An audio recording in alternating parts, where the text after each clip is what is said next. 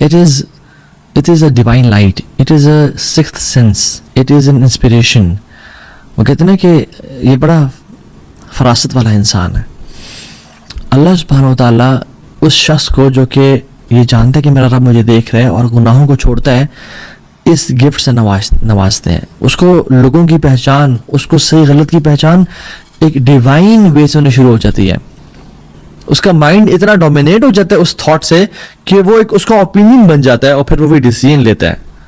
اس لیے تو فراسہ اور فریسہ بولتے ہیں پرے اینیمل کو, کہ جس پہ جب لائن ایک شیر جھپٹا مارتا ہے اور پکڑ لیتا ہے اور اس کو بالکل اندر دبا لیتا ہے. تو فراسہ از اے تھاٹ فرام اللہ سبحانہ و تعالیٰ جو کہ اس کے بالکل مائنڈ کو آکوپائی کر لیتی ہے اور وہ اس کا اوپینین بن جاتا ہے, ایز اف اٹ از دل میں ایک طرح سے اللہ کی طرف سے بات کا آ جانا.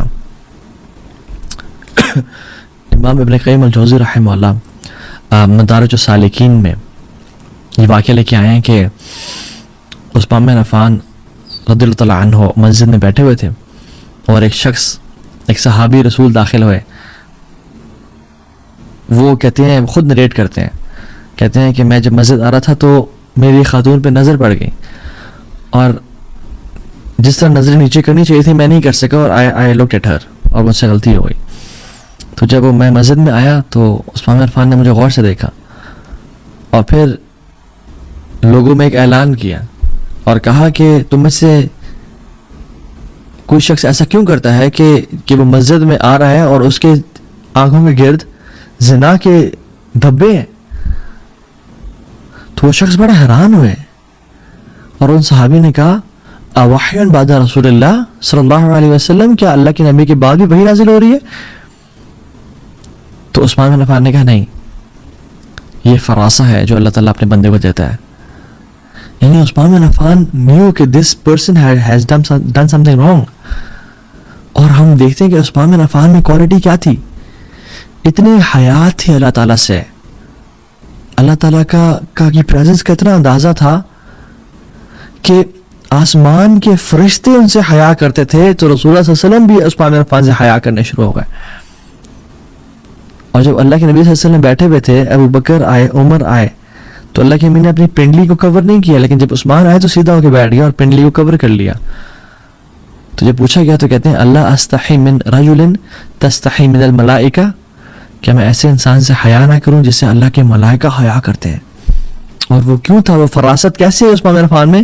Because he had this shines from Allah سبحانہ و تعالیٰ کہ میرا رب مجھے دیکھ رہا ہے, میں کوئی ایسا کام نہ کروں جو اس کو ڈسپلیزنگ ہو.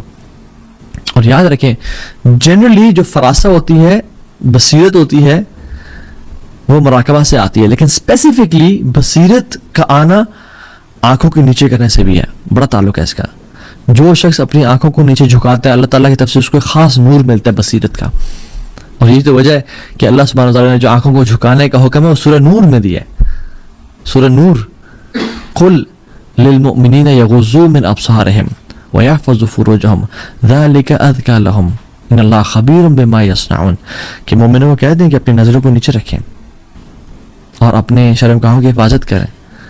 کیوں؟ اس کی وجہ یعنی اللہ کی طرف سے ایک تو آرڈر ہے, دوسرا سورہ نور میں آنے کی وجہ کہ اللہ تعالیٰ اس کو نور عطا کریں گے. اور کچھ ہی آیات بعد اللہ تعالیٰ کہتے ہیں اللہ نور السماوات والارض.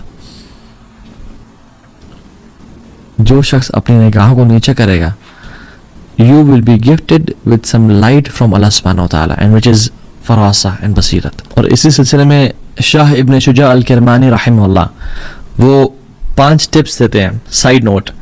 جو شخص اپنی زندگی میں فراسہ اور بصیرت کو لانا چاہتا ہے وہ کیا کرے, وہ یہ 5 کام کرے. نمبر 1, and سبحان اللہ he starts with lowering the gaze as well. اپنی نظروں کو جھکا کے رکھے, اپنی آنکھوں سے وہ نہ دیکھے جو حرام ہے, جس کو دیکھنا جائز نہیں تھا. دوسرا, اپنی شہوات کو کنٹرول کریں, ٹیمپٹیشنز کو, بری ویب سائٹ کو ایکسیس کرنے سے, ایسے لوگوں سے بات کرنے سے جس سے بات نہیں کرنی چاہیے تھی, کنٹرول کریں. تیسری چیز, اپنے انر اسٹیٹ کو, اپنے دل کو مراقبہ سے منور کر دیں. یعنی اپنے جو انٹرنل اسٹیٹ ہے اس میں وہ یہ جان رہا ہو, اس کا دل اس یقین ہو کہ میرا رب مجھے دیکھ رہا ہے, اور جب مجھے وہ دیکھ رہا ہے تو میں نے کوئی گناہ کام نہیں کرنا, اور وہ ہر ٹائم مجھے دیکھ رہا ہے. اور اپنے آؤٹر اسٹیٹ کو سنت سے یعنی جو اللہ کے نبی کی سنتیں تھی ان سے منور کر دے. یعنی apparently he should be applying سنہ ان ہز لائف, اور انورڈلی اس کو مراقبہ کی فارم میں ہونا چاہیے. اور پانچویں چیز, حلال کھانے کی عادت ڈیولپ کر لے, حلال کھائے, پیٹ میں حرام نہ ڈالے. ہز فراسہ ول بی آن پوائنٹ.